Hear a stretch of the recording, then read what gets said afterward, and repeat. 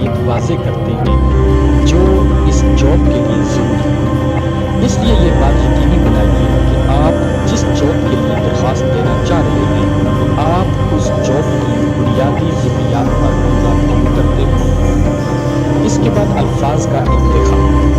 اپنی مہارتوں اور پیشہ ورانہ کامیابی کی وضاحت کے لیے آپ جو الفاظ منتخب کریں اس میں بہت محتاط رہیں۔ اشتہار میں جاب کے ذیل میں جو وضاحت درج کی گئی ہے یا کمپنی ویب سائٹ پر جو تفصیل بیان کی گئی ہے غور کیجیے کہ کیا آپ نے اپنی درخواست میں اس سے متعلق مہارتوں اور کامیابی کو دیا۔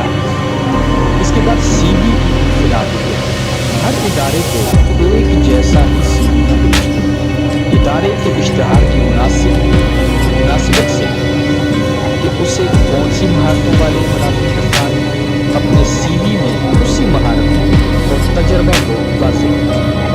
یوں سی وی دیکھنے والا آپ کو انٹرویو کے لیے ترجیح دے گا۔ تو خود کو تیار کیجیے۔ درخواست بھیجنے کے بعد اگلا بڑا مرحلہ بے چین رکھتا ہے۔ انٹرویو کے بلاوے کا انتظار رکھتا ہے۔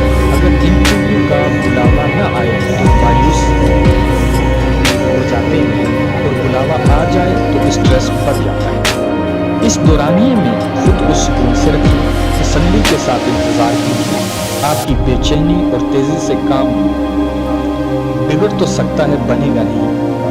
درخواست بھیجنے کے بعد یہ بے چینی اور اضطراب فطری ہے۔ اس میں خود کو اطمینان دلانے کے لیے سانس کی مشق کیجیے اور خود کو انٹرویو کے لیے تیار کیجیے۔ آپ ذہنی، جذباتی اور عملی طور پر انٹرویو کے لیے جتنا زیادہ تیار ہوں گے اتنا ہی خود اعتمادی کے ساتھ انٹرویو دے پائیں گے۔